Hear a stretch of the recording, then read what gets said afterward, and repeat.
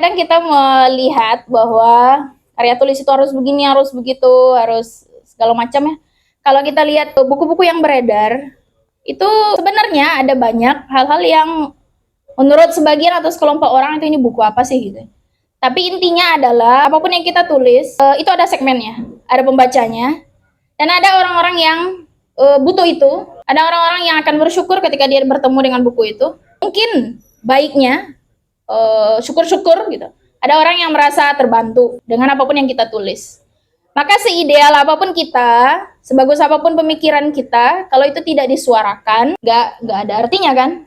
Ya cuman simpen doang. Kayak makanan seenak apapun, cuman kita simpen dalam kotak gitu. Berarti kita perlu menyuarakan pemikiran. Menyuarakan itu bisa dengan diskusi langsung, bicara, atau dengan menulis. Mungkin ini cara aku menyuarakan pikiran-pikiranku. Dan betul, aku nggak sepositif itu. Makanya lahir buku-buku ini. Ini buku isinya masalah semua nih. Ya, karena dari masalah itu yang ditulis. Aku berharap bahwa makin banyak di antara kita yang tidak sungkan menuliskan apapun, seremeh apapun, sejelek apapun itu, nggak apa-apa. Yang penting nulis dulu, suarakan dulu pikirannya. Cari media untuk menyuarakannya gitu.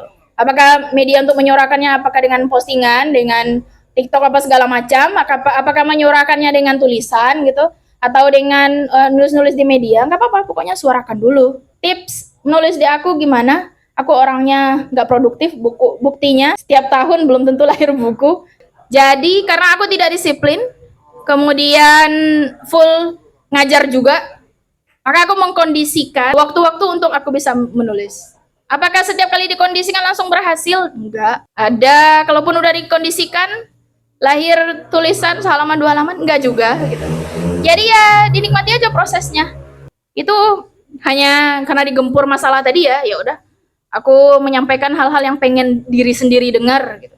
Karena nggak semua kita punya teman atau punya guru atau punya ustadz yang akan ngasih wejangan. Aku nulis untuk ceramahin diri sendiri, kamu tahu ilmunya loh gitu.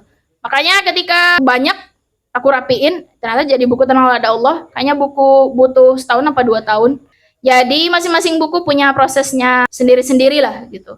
Aku tidak harus nulis setiap hari, nggak ada targetnya karena nggak disiplin tadi. Tapi konsisten itu kan nggak harus setiap hari ya, menurut aku. Gitu. Disiplin versi aku ya karena nggak bisa, karena masih ada kerjaan lain, karena ngajar. Jadi memang kondisional, dikondisikan.